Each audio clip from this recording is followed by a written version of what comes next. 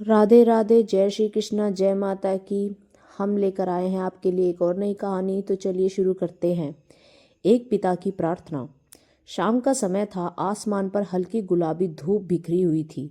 छोटे से कस्बे के किनारे बने पुराने घर की छत पर राम प्रसाद चुपचाप बैठे थे।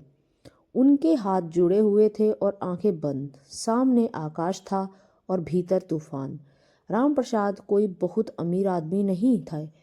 कस्बे के सरकारी स्कूल में चपरासी की नौकरी करते थे।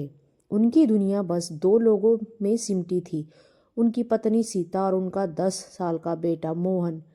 मोहन बहुत होनहार था, पढ़ाई में तेज, स्वभाव से शांत और सपनों से भरा हुआ।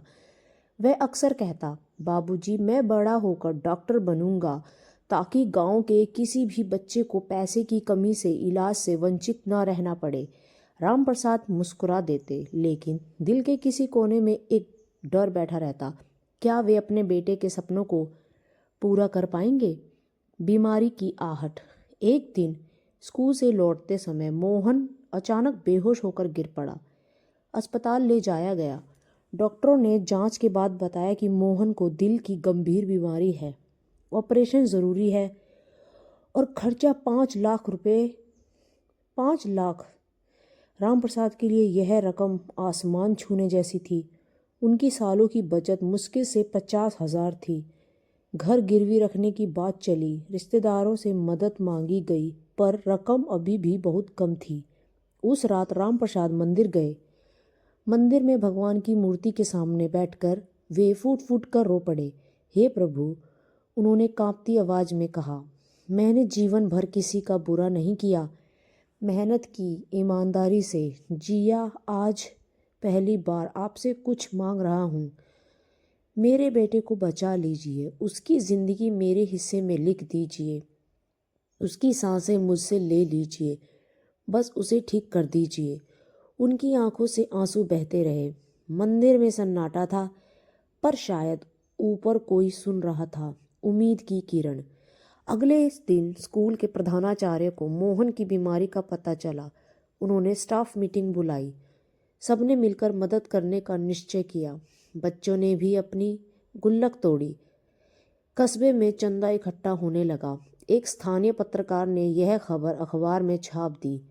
गरीब पिता की प्रार्थना, बेटे को बचाने की गुहार। खबर धीरे धीरे शहर तक पहुंची।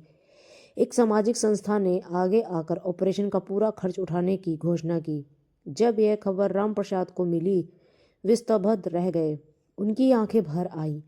वे फिर मंदिर पहुंचे। प्रभु, आपने मेरी सुन ली। ऑपरेशन का दिन। अस्पताल के बाहर राम प्रसाद हाथ जोड़े बैठे थे। ऑपरेशन थिएटर की लाल बत्ती जल रही थी। हर सेकंड भारी लग रहा था। उनके होंठ लगातार बुदबुदा रहे थे, भगवान, मेरे बच्चे को बचा लीजिए। 4 घंटे बाद डॉक्टर बाहर आए। उनके चेहरे पर हल्की मुस्कान थी। ऑपरेशन सफल रहा। राम प्रसाद के पैरों से जैसे ज़मीन खिसक गई। वे वहीं बैठ गए। आंखों से आंसू बह रहे थे, पर इस बार वे खुशी के थे।